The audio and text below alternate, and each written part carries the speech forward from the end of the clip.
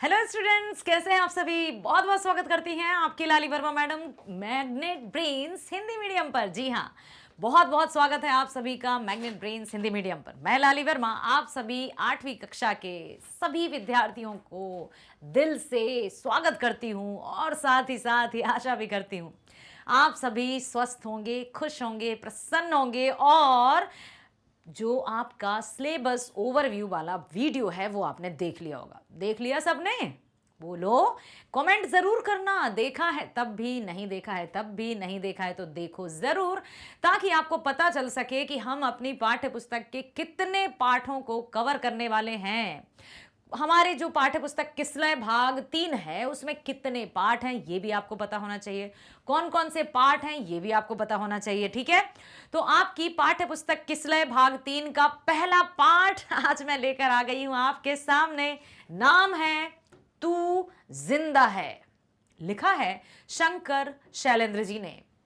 तो बेटा सबसे पहले तो आप मेरी बात सुनो ध्यान से, कि हमें ध्यान से इसलिए सुनना है ताकि हम अपने उच्चारण को भी सुधार सकें। ठीक है, उच्चारण जो प्रोनाउंसिएशन रहता है हिंदी में श, सा, बा, वा, ठीक है, इन सब का हमें सही उच्चारण आना चाहिए, तभी हमें लगेगा कि हाँ भाई हमने कुछ नया सीखा। यदि हम एज इट इज जैसा था वैसा ही करते जा रहे हैं, सिर्फ वीडियो देख रहे हैं बस सुन नहीं रहे हैं ध्यान से, तो फिर मज़ा नहीं आएगा ना। मैं चाहती हूँ कि मेरे बच्चे बहुत ध्यान से सुने, समझें और अपने आप में क्या क्या आप इंप्रूवमेंट लाएंगे वो भी मुझे बताएं। तो आज हम करेंगे अपनी पाठ्य पुस्तक, क्या नाम है, किसलय। पाठ का नाम है तू जिंदा है, पाठ 1, लिखा है शैलेंद्र जी ने। इस वीडियो में आप देखेंगे कवि परिचय, कवि शैलेंद्र जी का जीवन परिचय। उसके बाद हम पढ़ेंगे पूरी कविता। कविता पढ़ने के बाद हम एक एक पंक्तियों के अर्थ को जानेंगे, भावार्थ को जानेंगे। तो जब बात आती है कविताओं की तो बहुत ध्यान से सुना करो, समझा करो। आइए कवि परिचय की ओर चलते हैं। पूरा नाम है शंकर दास केसरीलाल, प्रसिद्ध नाम है शैलेंद्र। जन्म 30 अगस्त 1923, जन्मभूमि रावलपिंडी पाकिस्तान, मृत्यु 14 दिसंबर 1966 मुंबई, कर्मभूमि भारत, कर्म क्षेत्र गीतकार और कवि। वाओ, गीतकार और कवियों की जहाँ बात आती है, गीत की जहाँ बात आती है, तो मेरा गाने में बहुत इंटरेस्ट है। मुझे बहुत अच्छा लगता है देशभक्ति की कविताएं गाना, भजन गाना, कभी कभी कोई बहुत से ऐसे पुराने से जो गीत होते हैं उनको गुनगुनाना। तो जहाँ जो जिस तरह की कविताएं आएंगी, कोई गीत आएंगी तो प्रयास करूँगी कि गा दूँ, लेकिन ज़्यादा जैसे राग में, स्वर में हम गा नहीं सकते हैं, नहीं तो कॉपीराइट लग जाता है। ठीक है, तो पूरा नाम है शंकर दास केसरी। जन्म याद रखना कब हुआ था बेटा, 30 अगस्त 1923। पहले तो ये बताओ कैसा लग रहा है आपको कि हिंदी अब आ गई है मैग्नेट ब्रेन्स पर। आपकी कक्षा 8वीं की हिंदी आ गई है मैग्नेट ब्रेन्स हिंदी मीडियम पर। कैसा फील कर रहे हैं आप, कैसा महसूस कर रहे हैं, मुझे जल्दी से बताइए। क्या लग रहा है आपको? मज़ा आने वाला है, पढ़ेंगे, अपने फ्रेंड्स को लिंक भी शेयर करेंगे ताकि और भी जो भी जितने भी आपके फ्रेंड्स हैं, जो भी आपके जहाँ भी रहते हो, सबको लिंक शेयर करो ताकि उनको भी ये पता चल जाए कि हाँ जी मैग्नेट ब्रेन्स पर लाली वर्मा मैडम लेकर आ गई हैं आपकी कक्षा 8वीं की पाठ्य पुस्तक, हिंदी पाठ्य पुस्तक किसलय को। ठीक है, और पहला पाठ शुरू भी कर दिया है। शैलेंद्र जी का जन्म हुआ 30 अगस्त सन 1923 को। कहाँ? पाकिस्तान में। मृत्यु कब हुई? 14 दिसंबर 1966 में मुंबई में। कर्मभूमि भारत, कर्म क्षेत्र गीतकार रहे, कवि रहे। और मुख्य रचनाएं, चलो अच्छे से देख लो, ध्यान से देख लो, और कुछ पूछना हो और क्या क्या जानना चाहते हैं, क्या क्या आपको जानना है, मुझसे कमेंट करके पूछेगा। मैं ज़रूर आपके कमेंट को देखकर आपके उत्तर दूंगी ही दूंगी। ठीक है, अपना नाम जरूर लिखना बेटा। हमारा ये बिल्कुल हमारा पहला पाठ चल रहा है, पहली कक्षा ही समझ लीजिए। इसमें मैं चाहती हूँ कि हमारा इंटरेक्शन इतना मजबूती के साथ हो कि जो हमेशा के लिए बंधा रह सके, हमेशा के लिए बंध जाए। ठीक है, तो आप अपने अपने जो भी रुझान हैं, जो भी आप को कैसा लग रहा है, और अब हिंदी आ गई है तो आप क्या क्या चाहते हैं, किस तरह से आप पढ़ना चाहते हैं, सब कुछ बता दो, लेकिन अपना नाम ज़रूर, ताकि मैं नाम ले लेकर आपको पढ़ाऊँ, अच्छा लगता है। मुख्य रचनाएं देखो, सब कुछ सीखा। ओहो वाओ, ये इनका गीत है शैलेंद्र जी का, ऐसा ना। हम ना सीखी होशियारी, ऐसा कुछ है। सब कुछ सीखा हमने ना सीखी होशियारी, सच है दुनिया वालों की हम हैं अनाड़ी। और ये रमैया वस्ता मैया, और मेरा जूता है जापानी, ये पतलून इंग्लिस्तानी, है ना। सर पर लाल टोपी रूसी, फिर भी दिल है हिंदुस्तानी, इस तरह से है। और पुरस्कार देख लेते हैं, उपाधि देख लेते हैं। 3 बार सर्वश्रेष्ठ गीतकार का फिल्म फेयर अवार्ड मिला इनको, 3 बार, ठीक है। 3 बार सर्वश्रेष्ठ गीतकार का फिल्म फेयर अवार्ड। नागरिकता भारतीय। अन्य जानकारी है, गीतकार शैलेंद्र ने राज कपूर और वहीदा रहमान द्वारा अभिनीत तीसरी कसम फिल्म का निर्माण भी किया था। तीसरी कसम जिसके गाने थे वो थे ना, दुनिया बनाने वाले, क्या तेरे मन में समाई, काहे को दुनिया बनाई, बहुत अच्छे से मतलब प्रसिद्ध गाने रहे हैं उनके। और जिसमें गाड़ी वाला का किरदार निभाया था राज कपूर जी ने, वहीदा रहमान ने बहुत सीधी सादी स्त्री, गांव की स्त्री का रूप निभाया था। और इनकी जो चर्चा हुई तीसरी कसम के गानों के, राज कपूर जी के अभिनय की, अभिनय मतलब होता है एक्टिंग, बहुत ही, ये मतलब विश्व प्रसिद्ध इनके गाने हो गए थे और आज भी बहुत ही सबको पता है। और देख लेते हैं सम्मान और पुरस्कार। शैलेंद्र जी को 3 बार सर्वश्रेष्ठ गीतकार का फिल्म फेयर अवार्ड मिला था, जो निम्न प्रकार रहे हैं कि कौन सी फिल्म पर उनको सर्वश्रेष्ठ गीतकार का फिल्म फेयर अवार्ड मिला। तो सन 1958 में ओके, ये मेरा दीवानापन है या मोहब्बत का, ऐसा कुछ है।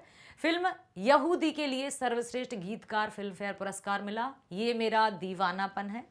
उसके बाद अच्छा लगातार है, फिर कुछ साल बाद है, 58 में मिला, उसके बाद फिर 1959 में मिला। सब कुछ सीखा हमने ना सीखी होशियारी, सच है दुनिया वालों कि हम हैं अनाड़ी। फिल्म अनाड़ी के लिए सर्वश्रेष्ठ गीतकार फिल्म फेयर पुरस्कार, मतलब 1958 में ये मेरा दीवानापन है, 1959 में सब कुछ सीखा हमने न सीखी होशियारी पर मिला। उसके बाद 1959 के बाद क्या आया, 1960, 61, 62, 63, 64, 65, 66, 67, फिर उनको 8 साल बाद फिर अवार्ड मिला। मैं गाऊं तुम सो जाओ फिल्म ब्रह्मचारी के लिए सर्वश्रेष्ठ गीतकार का फिल्म फेयर पुरस्कार मिला। तो ये आप याद रखिए कि शैलेंद्र जी को कुल कितने फिल्म फेयर अवार्ड मिले, 3। कब कब मिले, सन 1958 में ये मेरा दीवानापन, सन 1959 में सब कुछ सीखा हमने ना सीखी होशियारी, और सन 1968 में मैं गाऊं तुम सो जाओ पर। फिल्म थी यहूदी, अनाड़ी और ब्रह्मचारी, ठीक। बस चलो, अब हम चलते हैं, हमारी कविता आ गई है। हम जानेंगे कि इस कविता के माध्यम से कवि हमसे क्या कहना चाहते हैं। तो देखो, पढ़ने की कोशिश करते हैं। अब ये कविता कोई गीत या राग में तो हम गा नहीं पाएंगे, फिर भी कोशिश करते हैं। तू जिंदा है तो जिंदगी की जीत पर यकीन कर, अगर कहीं है स्वर्ग तो उतार ला जमीन पर। क्या? तू जिंदा है तो जिंदगी की जीत पर यकीन कर, अगर कहीं है स्वर्ग तो उतार ला जमीन पर। तू जिंदा है, ऐसा कुछ पढ़ते हैं। ये गम के और 4 दिन, सितम के और 4 दिन, ये दिन भी जाएंगे गुजर, गुजर गए 1000 दिन। कभी तो होगी इस चमन पे भी बहार की नजर, अगर कहीं है स्वर्ग तो उतार ला जमीन पर। तू जिंदा है, तू जिंदा है, ठीक है। सुबह और शाम के रंगे हुए गगन को चूम कर, तू सुन जमीन गा रही है कब से झूम झूम कर। तू आ मेरा सिंगार कर, तू आ मुझे हसीन कर, अगर कहीं है स्वर्ग तो उतार ला जमीन पर। तू जिंदा है, ठीक है। या फिर ऐसा भी पढ़ सकते हैं, तू जिंदा है तो जिंदगी की जीत पर यकीन कर। अर्थात इस कविता के माध्यम से कवि शैलेंद्र यही कहना चाहते हैं कि जीवन जीना सिर्फ जीवन काटना नहीं है। बहुत से लोग तो भाई क्या चल रहा है, हेलो कैसे हो, बस भैया चल रही है, काट रहे हैं, अरे मत काटो ना, अच्छे से जियो। जियो तो हर पल ऐसे जियो जैसे कि आखिरी हो। ये जीवन फिर ना मिलेगा दोबारा। मनुष्य का जीवन मिला है, हमें बहुत बहुत बहुत शुक्रिया अदा करना है ऊपर वाले का। थैंक यू करना है हमारे प्रभु परमात्मा का, जिन्होंने हमें मनुष्य का जीवन दिया है। तो अब जब हम जिंदा हैं तो खुद पर यकीन करना होगा, आत्मविश्वास रखना होगा कि हम किसी भी स्थिति में हारेंगे नहीं। तो जिंदा है तो जिंदगी की जीत पर यकीन कर, अगर कहीं है स्वर्ग तो उतार ला जमीन पर। मनुष्य से बढ़कर इस सृष्टि में कोई नहीं है। सृष्टि की बात कर रहे हैं, यहाँ की पृथ्वी लोक की। सर्वश्रेष्ठ प्राणी बनाया है ईश्वर ने मनुष्य को। बुद्धि, बल, विद्या, रूप, सौंदर्य, समझ, इमोशंस, वाणी, विचार सब कुछ दिया है। तो फिर तुझे यकीन करना होगा सब कुछ तेरे लिए संभव है, कुछ भी असंभव नहीं। ये गम के और 4 दिन, सितम के और 4 दिन, ये दिन भी जाएंगे गुजर, गुजर गए 1000 दिन। कभी खुशी, कभी गम, कभी सुख, कभी दुख, कभी हंसना, कभी रोना, सब समय है भाई, चलता रहता है, परिवर्तित होता ही है, एक साथ तो नहीं रहता ना। छोटा सा बच्चा है, जन्म हुआ, क्या इतना ही सा रहता है वो? अरे बड़ा होता है, सब उसके बड़े होने की कितनी बेसब्री से इंतजार करते हैं, कब बड़ा होगा बेटा, तू कब बड़ा होगा। फिर बड़ा हो जाता है, फिर बाल्यावस्था में आ जाता है, शिशु से बाल्यावस्था में आ गया, फिर और बड़ा हुआ, किशोर अवस्था में आ गया, युवावस्था में आ गया, प्रौढ़ावस्था में आ गया, वृद्धावस्था में आ गया और चला गया। तो समय है, गुजर गया। समय कभी किसी के लिए नहीं रुकता, कभी खुशी, कभी गम, कभी हंसना, कभी रोना, सब कुछ चलता है। लेकिन हर एक परिस्थिति में हमें बहुत ही इत्मीनान से, धैर्य से काम लेना है। कभी भी किसी भी तरह से हमें जल्दबाजी में निर्णय नहीं लेने हैं, समझे? तो ये गम के और 4 दिन, सितम के और 4 दिन, ये दिन भी जाएंगे गुजर, गुजर गए 1000 दिन। कभी समय नहीं रुकता, समय कभी नहीं थमता, ना तो कभी अच्छे दिन रुके हैं तो ना ही कभी बुरे दिन रुकेंगे।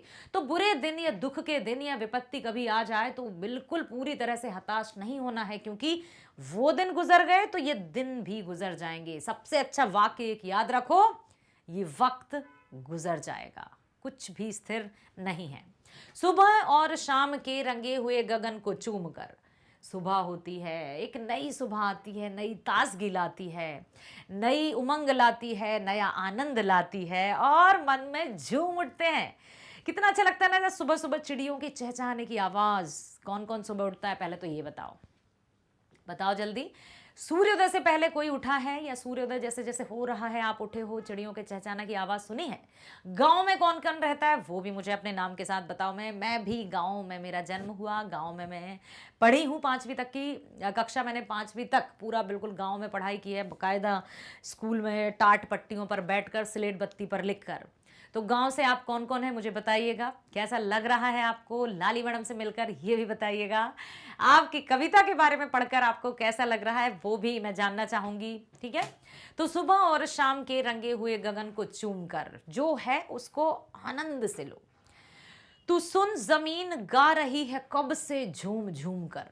जो वीर होते हैं, जो साहसी होते हैं, जो धैर्यवान होते हैं, उनके साथ तो सारी कायनात है। कहते हैं ना, जिस चीज़ को शिद्दत से चाहो तो पूरी कायनात भी उसे हमसे मिलाने की कोशिश करती है। बिल्कुल। तो जिस कार्य को हम पूरी लगन से, मेहनत से, समर्पण भाव के साथ करते हैं तो वो कार्य पूरा होता ही है। सुबह और शाम के रंगे हुए गगन को चूम कर, तू सुन जमीन गा रही है कब से झूम झूम कर। तू आ मेरा सिंगार कर, तू आ मुझे हसीन कर, अगर कहीं है स्वर्ग तो उतार ला जमीन पर। ये भूमि, ये धरा जो अत्यधिक सहनशील है, ये आकाश जितने हमें छत दिया है, ये वायु, ये जल, ये पंच तत्व, पता है ना हमारा शरीर पंच तत्वों से मिलकर बना है। क्या क्या है वो? पृथ्वी, आकाश, जल, वायु और अग्नि। 5 तत्व ही हमारे शरीर का निर्माण करते हैं और ये पंच तत्व से निर्मित ये शरीर है ना, बहुत मजबूत है। बस दिल को, कलेजे को या अपने मन को बहुत अच्छे से थामे रखना है। किसी भी तरह से उदास, हताश या निराश नहीं होना है। आगे क्या है, हजार भेष धर के आई मौत तेरे द्वार पर, मगर तुझे न छल सकी, चली गई वो हार कर। अरे जब मन में साहस हो ना तो विपत्तियां भी डर कर भाग जाती हैं कि भाई इसके पास नहीं रहना यार, ये तो थक ही नहीं रहा है, ये तो हार ही नहीं रहा है, इसके पास नहीं रहना है। तो हजार भेष धर के आई, कई बार मौत अलग अलग रूप धारण करके आई, लेकिन बोली ये हारता ही नहीं। कभी जैसे आपने देखा होगा ना बेटा, कभी किसी का जैसे एक तीरंदाज, कौन है वो, एकदम नाम स्किप हो गया है माइंड से, आपको याद आए तो ज़रूर बताना। उनका जो मतलब उसको क्या कहें, राइफल चलाते थे और उनका एक हाथ, सैनिक ही थे, हाथ चला गया था, हाथ काट दिया था दुश्मनों ने या गोली लग गई थी, फिर भी उन्हें ओलंपिक में सबसे प्रथम नंबर पर आए थे, वो सबसे प्रथम स्थान प्राप्त किया था। ये क्योंकि राइट हैंड से वो चलाते थे, अब उनका राइट हैंड जा चुका था, कट चुका था, फिर भी उन्होंने हार नहीं मानी और लेफ्ट हैंड से ही इतना अभ्यास किया कि वो पुनः उसी प्रथम स्थान पर पहुंचे। तो मौत भी हार जाती है जब हमारा साहस बहुत बड़ा होता है। तो लिखा है, हजार भेष धर के आई मौत तेरे द्वार पर, मगर तुझे न छल सकी, चली गई वो हार कर। नई सुबह के संग सदा तुझे मिली नई उम्र, अगर कहीं है स्वर्ग तो उतार ला जमीन पर, तू जिंदा है, बस इतना ध्यान रख कि तू मरा नहीं है, तू जिंदा है, तो जिंदगी की जीत पर यकीन कर। हमारे कारवां को मंजिलों का इंतजार है, हमारे कारवां को मंजिलों का इंतजार है, ये आंधियों ये बिजलियों की पीठ पर सवार है, तू आ कदम मिला के चल, चलेंगे एक साथ हम, अगर कहीं है स्वर्ग तो उतार ला जमीन पर, तू जिंदा है, तू जिंदा है तो जिंदगी की जीत पर यकीन कर, अगर कहीं है स्वर्ग तो उतार ला जमीन पर। अब यहाँ पर यही बताया है कि कभी कभी आंधी या तूफान, आंधी तूफान किसका है यहाँ पर संकेत कर रहे हैं बेटा, मुश्किलों का, बाधाओं का। जैसे आप लोग अभी 8वीं में आ गए, 7वीं का रिजल्ट कैसा रहा बताना मुझे, मैं जानना चाहूंगी कि आपने 7वीं में क्या किया, किस तरह से, और अब हम 8वीं में किस तरह से इम्प्रूव करेंगे, खुद को किस तरह से और अच्छे से इम्प्रूवमेंट करके हम आगे खुद से कंपटीशन करके और आगे की ओर बढ़ते जाएंगे। परिणाम जैसा भी रहा हो, दिल से कभी हारना नहीं, समझ में आया, जीत का जुनून मन में हमेशा बनाए रखना। जीत अर्थात मैदान वाली जीत नहीं, पास फेल वाली जीत नहीं, जिंदगी की जीत पर यकीन करना है। ये मनुष्य है, हम मनुष्य हैं जो सर्वशक्तिमान है, ठीक है, किसी भी परिस्थिति में हारना नहीं है, उदास नहीं होना मेरे बच्चे, कुछ भी हो जाए हमेशा खुद पर यकीन रखना और लाली मैडम की ये बात याद रखना। चलते हैं अब आगे। जमी के पेट में पली अगन, पले हैं जल जल जले टिके न टिक सकेंगे भूख, रोग के स्वराज ये मुसीबतों के सर कुचल, चलेंगे एक साथ हम अगर कहीं है स्वर्ग तो उतार ला जमीन पर। कुछ भी हो जाए, जमी के पेट में पली अगन, पले हैं जल जले टिके न टिक सकेंगे भूख। अब बेचारे कोई भूख से पीड़ित है, कोई प्यास से पीड़ित है, कोई अत्याचारों से पीड़ित है, कोई रोग से पीड़ित है, कोई द्वेष से पीड़ित है, मतलब किसी ना किसी तरह से मनुष्य पीड़ित है, सुखी नहीं है। उसको देखो, एक और बात सुनो यहां पर। अब ये बताओ ये क्या है,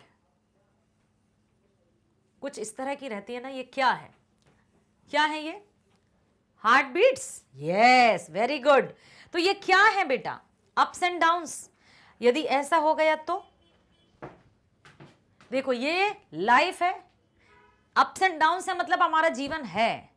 यदि ऐसा हो गया तो सॉरी, डॉक्टर कह देते हैं सॉरी, सॉरी, हम उन्हें नहीं इस तरह से कह देते हैं ना वो। तो अप्स एंड डाउन्स जीवन है, उतार चढ़ाव जीवन है, मुश्किलें बाधाएं जीवन है, संघर्ष का आना जाना जीवन है, खुशी गम जीवन है, रोना हंसना जीवन है। और जहां हम कह दें कि हे प्रभु हमें कोई दुख ना हो, कोई मुश्किल ना हो, कोई परेशानी ना हो, तो प्रभु जी कह देंगे ठीक है आ जाओ यहां पर बुला लेंगे वो। फिर तो जीवन में कभी भी उतार चढ़ाव के आने से या मुश्किल या विपत्ति के आने से डरना नहीं, घबराना नहीं, निराश नहीं होना, अच्छे से जिंदा दिली के साथ कार्य करना। ठीक है। बुरी है आग पेट की, बुरे हैं दिल के दाग, ये न दब सकेंगे एक दिन बनेंगे इंकलाब ये। गिरेंगे जुल्म के महल, बनेंगे फिर नवीन घर, अगर कहीं है स्वर्ग तो उतार ला जमीन पर। बुरी है आग पेट की, सबसे बड़ी आग पेट की आग होती है। भूख, अपने पेट को या पेट की आग बुझाने के लिए व्यक्ति क्या क्या नहीं करता। तुलसीदास जी का एक कवित्त है कक्षा 12वीं में एनसीईआरटी बुक में, उसमें उन्होंने पूरा बताया है, उत्तरकांड से लिया गया है रामचरितमानस के, जिसमें अकाल पड़ा था, चारों ओर हाहाकार मच गया था, कहीं भी कुछ भी नजर नहीं आता था, त्राही त्राही, ना अन्न ना जल ना पानी, सब कुछ त्राही त्राही हो रहा था। तो वो समय ऐसा था कि माता पिता अपनी संतान को बेचकर अपनी पेट की आग बुझा रहे थे। माता पिता जो अपने बच्चों से खुद से ज़्यादा प्रेम करते हैं, यदि वे ही मजबूर हो जाएं, पेट की आग कितनी भयंकर होती होगी। तो पेट की, बुरी है आग पेट की, बुरे हैं दिल के दाग, ये न दब सकेंगे एक दिन बनेंगे इंकलाब ये। तो कभी ना कभी जैसे जुल्म करते हैं लोग, जो अत्याचारी लोग रहते हैं, जो सत्ताधारी लोग रहते हैं, जो पूंजीपति मतलब जो धनी वर्ग या संपन्न वर्ग की बात यहाँ पर की गई है, कि उनको लगता है कि ये पूरा जो जीवन है या पूरे जो सुख सुविधाएं वो हमारे लिए हैं, ये पूरा जीवन धरती पर है हमारे लिए। ये निर्धन लोगों की तरफ वो इस तरह से करते हैं कि ये भला क्या करेंगे हमारा, खून चूसते रहते हैं, अपनी सत्ता को जमाए रखना चाहते हैं। सच में उन्हीं के लिए यहाँ बताया है कि बुरी है आग पेट की, बुरे हैं दिल के दाग, ये न दब सकेंगे एक दिन बनेंगे इंकलाब ये। कभी ना कभी तो गरीब जनता भी क्रांति करेगी। आखिर कब तक कोई सहेगा?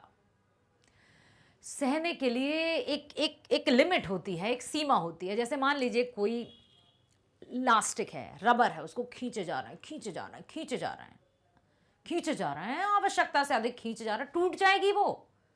इसीलिए शोषक और अत्याचारी वर्ग जो है, उन पर कवि ने करारा व्यंग किया है, कटाक्ष किया है कि इतनी हद भी मत कर देना कि सामने से चिंगारी उठाए और तुम्हें जलाकर खाक कर दे। ठीक है, यही बताया है। तो हमें कभी हारना नहीं है। चलो अब हम ये एक बार फिर से कि तू जिंदा है कविता गहरे जीवन राग और उत्साह को प्रकट करती है। इस जीवन राग में अतीत के दुखदाई पलों को भूलकर आशा और जीत की नई दुनिया का स्वागत करने की प्रेरणा दी गई है। अब पढ़ेंगे हम एक एक पंक्तियों को और उनके अर्थ को जानेंगे। तू जिंदा है तो जिंदगी की जीत में यकीन कर, अगर कहीं है स्वर्ग तो उतार ला जमीन पर। हे मनुष्य, यदि तू जिंदा है और जिंदा है तो जिंदगी में जीत होगी, यह विश्वास रखना होगा। यदि कहीं स्वर्ग है तो तुम अपने कर्म से उसे जमीन पर उतार लाओ। ये मत सोचो कि वो हमारे पास आएगा। कुआं प्यासे के पास नहीं आता, प्यासे को कुएं के पास जाना होता है। ये गम के और 4 दिन, सितम के और 4 दिन, ये दिन भी जाएंगे, गुजर गुजर गए 1000 दिन। कभी तो होगी इस चमन पे भी बहार की नजर, अगर कहीं है स्वर्ग तो उतार ला जमीन पर। तू जिंदा है। गम और अत्याचार के कुछ दिन बीत गए। आज के दिन भी यदि तुम दुख में हो तो वे भी गुजर जाएंगे, क्योंकि दुख के 1000 दिन बीत चुके हैं। इस जिंदगी में कभी ना कभी तो बहार आएगी ही। तू अपने सुकर्म से स्वर्ग को पृथ्वी पर ला। यदि तू जिंदा है तो जिंदगी की जीत पर तुझे विश्वास करना होगा। सुकर्म मतलब अच्छे कर्म। हमें अच्छे कर्म करने होंगे, सद्मार्ग पर चलना होगा, अमन शांति के साथ। और जहां कहीं लगे कि हमारे अधिकारों का हनन हो रहा है, वहां क्रांतिकारी भी बनना होगा।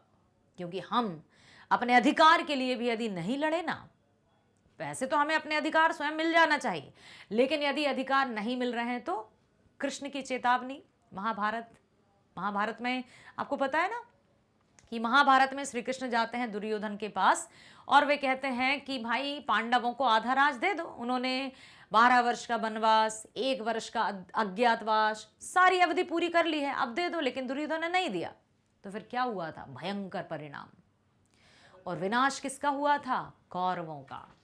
ठीक है, तो यहां पर यही उन्होंने कहा है कि किसी भी तरह से हमें हार नहीं माननी है। ठीक है, सुबह और शाम के रंगे हुए गगन को चूम कर तू सुन, जमीन गा रही है कब से झूम झूम कर। ये पृथ्वी, ये भारत, ये हमारा जो मातृभूमि है हमारी, वो ऐसे पुत्रों को जन्म देकर बड़ी खुश होती है जो खुद पर यकीन रखते हैं, जो सुकर्म करते हैं, जो सुमार्ग पर चलते हैं, जो कभी भी थकते नहीं हैं, बाधाओं से टकराते हैं और उनको चूर चूर करके आगे बढ़ते जाते हैं, जो अंधकार से डरते नहीं हैं, उसमें भी क्रांति की या तलवार की धार से उजाला कर लेते हैं, प्रकाश की एक किरण जागृत कर लेते हैं। सुबह और शाम लाल रंग से रंगे गगन को चूमकर जमीन झूम झूम कर गाती है, अर्थात सुख दुख दोनों में एक समान रहने वाले आकाश को देखकर पृथ्वी आनंदित हो जाती है। उसी प्रकार हे मानव, तभी मुझे आनंदित कर दे, अर्थात तो मुझे आनंदित कर, तू भी मुझे खुश कर। ठीक, तो यहां पर यही बताया है कि अब मुझे खुश कर।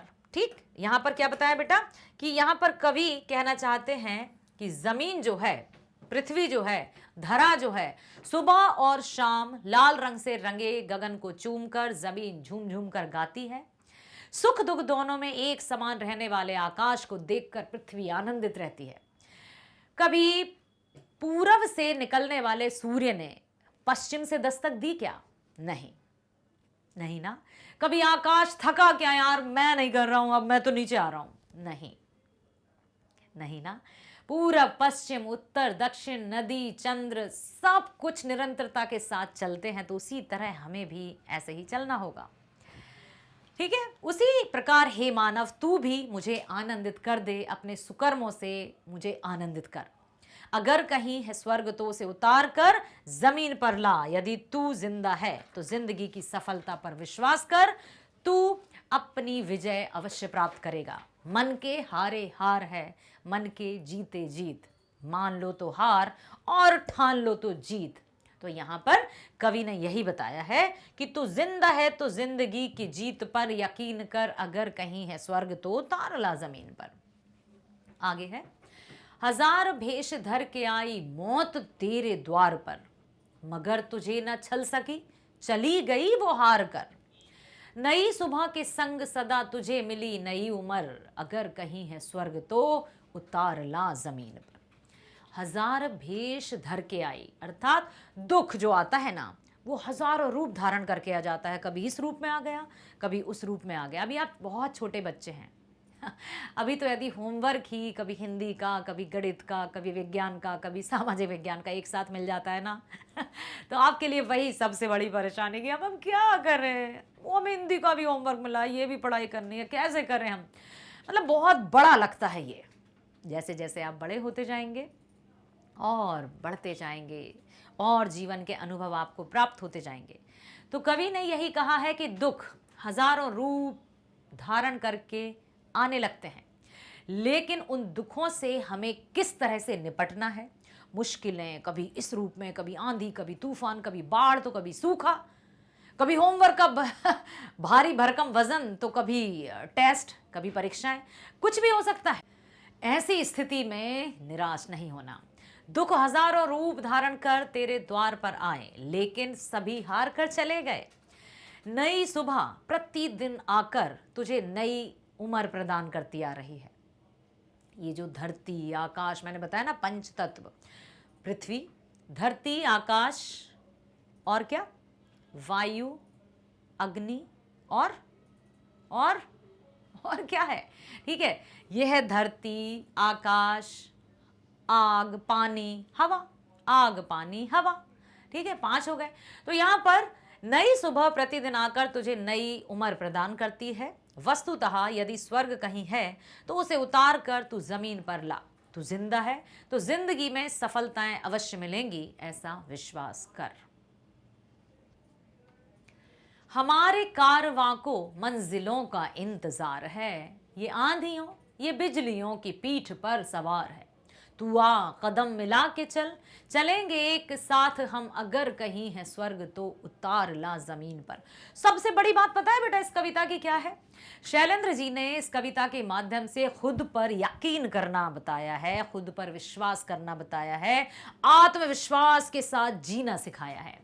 हमारे काफिला अर्थात जो मानव समुदाय है कि मोज लो अर्थात लक्ष्य का जो इंतजार है, जो आंधियों और बिजलियों दुखी दुख के पीठ पर सवार होकर आगे बढ़ रहे हैं, तू भी बढ़ और कदम से कदम मिलाकर अपनी मंजिलों की तरफ जा, एक साथ प्राप्त कर। अगर स्वर्ग है तो उसे उतार ला, जहां कहीं से भी छीन कर ला ना तू। दुख से डर कर हार मत, दुबक कर बैठ मत, उठ जाग, साहस के साथ आगे बढ़ और जहां कहीं भी सुख है उसको खींच कर ला। स्वर्ग मतलब सुख।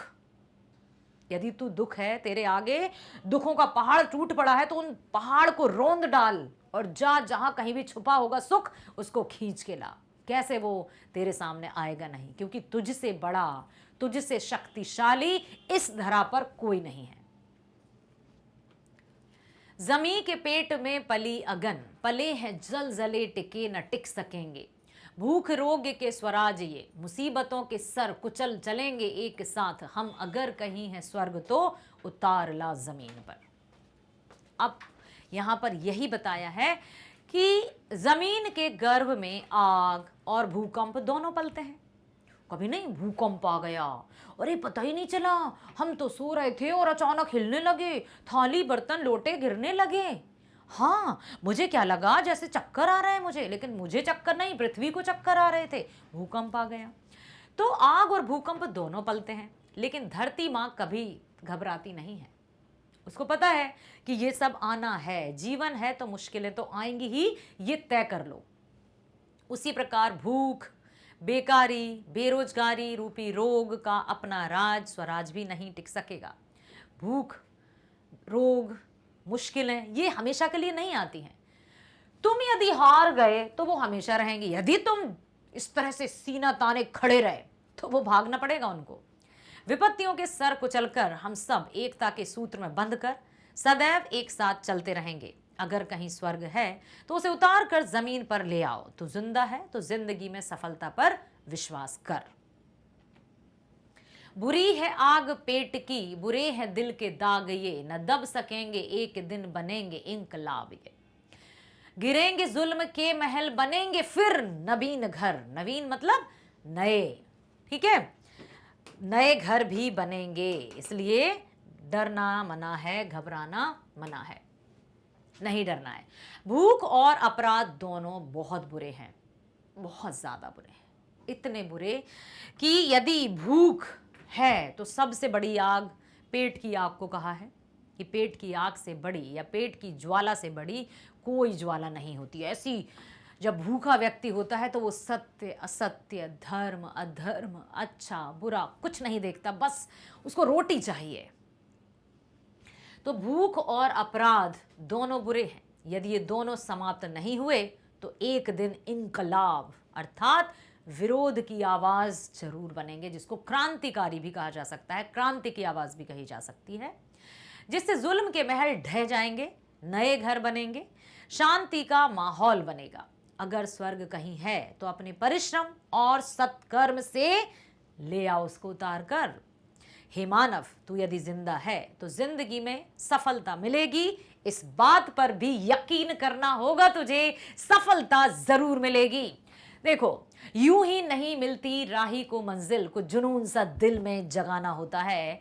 यूं ही नहीं मिलती राही को मंजिल, कुछ जुनून सा दिल में जगाना होता है। पूछा चिड़ियों से कैसे बना आशियाना, बोली भरनी पड़ती है उड़ान, तिनका जुटाना होता है। हर एक को मेहनत करनी होती है, हर एक को सद्कर्म करने होते हैं, भरसक प्रयास करने होते हैं, तब कहीं जाकर सफलता मिलती है, ऐसे ही नहीं मिलती है।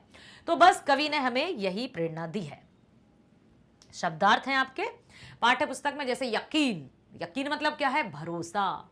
सितम, जुल्म, अत्याचार। गुजर मतलब गुजर गए मतलब बीत गए। चमन, चमन मतलब बाग, बगीचा, फुलवारी। बहार आई, भाई आप आए, बहार आई। क्या कहते हैं, शोभा या सुंदरता। जुल्म अत्याचार, सिंगार श्रृंगार। कारवां काफिला, जमी जमीन, अगन मतलब आग, जलजले आ जाते हैं, भूकंप मतलब यहाँ दुखों के लिए, परेशानियों के लिए इस तरह का प्रयोग हुआ है। स्वराज मतलब अपना राज, खुद पर हो यकीन तो सब कुछ संभव है। तो मेरे प्यारे बच्चों, आशा करती हूं बहुत अच्छे से आपने कविता सुन ली है। कौन सी कविता है? तू जिंदा है तो जिंदगी की जीत पर यकीन कर। तो किसी भी तरह की मुश्किलें परेशानी आए तो आपको डरना नहीं है, हम है ना, मैग्नेट ब्रेन्स हिंदी मीडियम। तो अधिक से अधिक अपने फ्रेंड्स को लिंक शेयर कीजिए ताकि सबको पता चल सके कि कक्षा 8वीं की हिंदी किसलय भी आ गई है। मिलते हैं नेक्स्ट वीडियो में। स्वस्थ रहिए, खुश रहिए, bye bye, thank you so much.